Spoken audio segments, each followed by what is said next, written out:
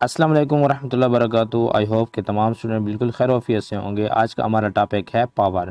First of all हम इसकी definition को डिस्कस करते हैं। The rate at which work is done is known as power. जैसे कि हमने वर्क में पढ़ा था कि हम किसी बॉडी पे फोर्स लगाते हैं और कोई डिस्टेंस ट्रैवल करती है तो वो हमारे पास वर्क कहलाता है।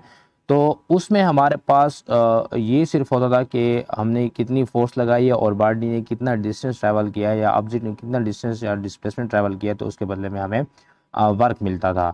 लेकिन पावर में इसकी डेफिनेशन मुख्तलिफ है कि कितने टाइम में हम कितना वर्क परफॉर्म करते हैं, इसको हम पावर कहेंगे। इसी के साथ साथ एनर्जी हमारे पास क्या थी कि किसी बॉडी के अंदर कितनी एबिलिटी है कि वो वर्क करती है। अब एनर्जी क्या है, एबिलिटी या कैपेसिटी की बात होती है, और पावर क्या है कि कितने टाइम में कितने वक्त में कोई बॉडी या कोई ऑब्जेक्ट या कोई मैन या कोई भी चीज़ है वो कितना वर्क करती है, तो उसको हम उसकी पावर कहते हैं। फर्दर मोर हम इसकी एक्सप्लेनेशन को देखते हैं। जैसे कि जो वर्क की डेफिनेशन थी, तो वर्क के अंदर हमारे पास यही बात हो रही थी कि किसी भी बॉडी या किसी ऑब्जेक्ट जो हम फोर्स लगाते हैं और डिस्टेंस ट्रैवल करते हैं तो हम उसको उसका वर्क कहते हैं। उसके अंदर टाइम का कोई जिक्र नहीं होता था, यानी उसके अंदर टाइम का कोई रेफरेंस नहीं होता था।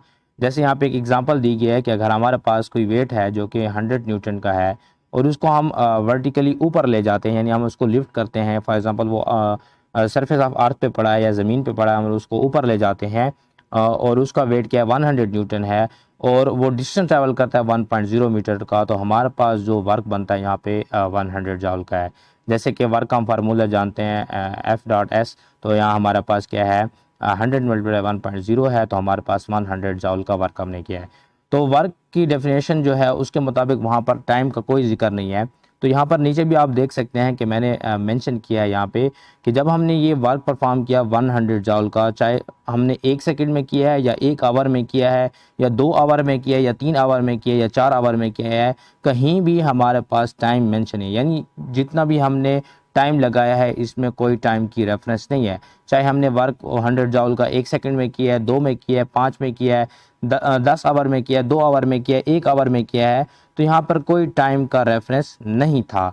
जबकि पावर के अंदर हमारे पास क्या होगा, टाइम का रेफरेंस होगा कि हम कितने टाइम में कितना वर्क करते हैं, तो हम उस चीज़ को पावर कहेंगे। अब इसकी मैथमेटिकल फॉर्म की तरफ अगर हम जाते हैं तो हमारे पास पावर क्या है, वर्क डिवाइडेड बाय टाइम, यानी कितना वर्क हमने कितने टाइम में किया है, तो वो किसी मशीन या किसी ऑब्जेक्ट या किसी बॉडी की पावर कहलाएगी। इसी तरह हमारे पास क्या है, वर्क की तरह पावर जो है वो भी एक स्केलर क्वांटिटी है। जैसे कि वर्क एक स्केलर क्वांटिटी थी, इस तरह पावर भी क्या है, एक स्केलर क्वांटिटी है। डियर स्टूडेंट, इसी तरह अगर हम यूनिट ऑफ पावर की बात करते हैं कि पावर का यूनिट हमारे पास क्या है, तो जो ऐसा यूनिट है पावर का वो वाट है। यानी कितना वर्क हमने परफॉर्म किया कितने टाइम के अंदर, यानी जॉल डिवाइडेड बाय सेकंड। तो 1 जॉल इन 1 सेकंड हमारे पास किसके बराबर होगा, 1 वाट के बराबर होगा। तो जो ऐसा यूनिट है पावर का वो वाट है। सिंबॉलिकली अगर हम इसको डिस्कस करते हैं तो W will be is equal to 1 joule, यानी 1J डिवाइडेड बाय 1S। तो हम सिंबॉलिकली अगर हम इसको लिखेंगे तो 1J पर 1 सेकंड या जॉल सेकंड इनवर्स भी हम इसको लिख सकते हैं। डियर स्टूडेंट, इस तरह सिस्टम इंटरनेशनल के अंदर जो वाट है वो पावर का यूनिट है, और इस तरह ब्रिटिश सिस्टम ऑफ यूनिट के अंदर जो पावर का एक और यूनिट है वो फुट पाउंड पर सेकंड है, यानी FT multiply by LB divide by second.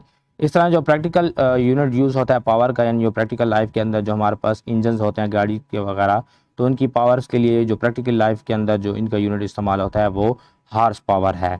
तो ये एक लार्जर यूनिट है, और ये जब हमारे पास किसी इंजन या किसी भी मशीन की ज़्यादा पावर को मेजर करने के लिए यूनिट इस्तेमाल होता है।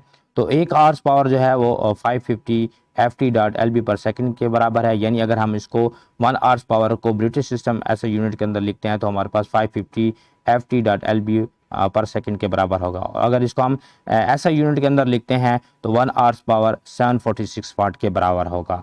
इसी तरह हमारे पास जो एनर्जी का हम यूनिट यूज़ करते थे किलो वाट पर आवर, यानी basically kilo watt per hour energy का ही यूनिट है। यानी और यहाँ पर वाट का इसके अंदर इस्तेमाल हुआ है, तो 1 किलो वाट आवर हमारे पास किसके बराबर हो जाएगा, 1000 जॉल पर सेकेंड। और इसका मतलब यह है कि 1 जॉल पर सेकेंड हमारे पास कितने घंटे में कंज्यूम होता है। तो यहाँ पर 1 किलो वाट आवर पर सेकेंड अगर हम इसको पर आवर निकालते हैं सॉरी, तो ये हमारे पास किसके बराबर हो जाएगा, 1000 जॉल डिवाइडेड बाय 36 सेकेंड। अब हम इसको डेसिमल फॉर्म में दोबारा ले जाते हैं 36 को, तो अगर हम राइट साइड से देखें तो 2 जीरो और उसके बाद 6 है, तो अगर हम डेसिमल पॉइंट को इन 3 डिजिट्स के बाद लगाते हैं तो हमारे पास 10 की पावर 3 हमारे पास हो जाएगा। तो 10 की पावर 3 वाट ऑलरेडी लेफ्ट साइड पे है, और इस तरह 36 सेकंड को अगर हम पावर की फॉर्म में लिखते हैं तो वो भी किसके फॉर्म में आ जाएगा, 3.6 मल्टीप्लाई 10 की पावर 3 आ जाएगा। तो 10 की पावर 3 और 10 की power 3 base same power add हो जाएंगे, तो 3.6 मल्टीप्लाई 10 की पावर हमारे पास 6 आ जाएगा।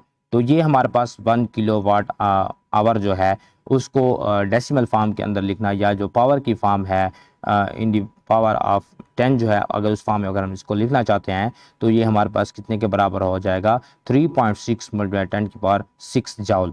आप देखें ना 10 की पावर 3 है और मल्टीप्लाई बाय 3.6 मल्टीप्लाई 10 की पावर 3 है। अब वाट जो है इसको हमने जॉल में लिख दिया है, क्यों, क्योंकि वाट भी यहाँ पे वर्क को रिप्रेजेंट करता है या एनर्जी को रिप्रेजेंट करता है, और वर्क और एनर्जी दोनों का यूनिट हमारे पास क्या है, जॉल है। तो इस वजह से यहाँ पे हमने वाट को जॉल में लिख दिया है।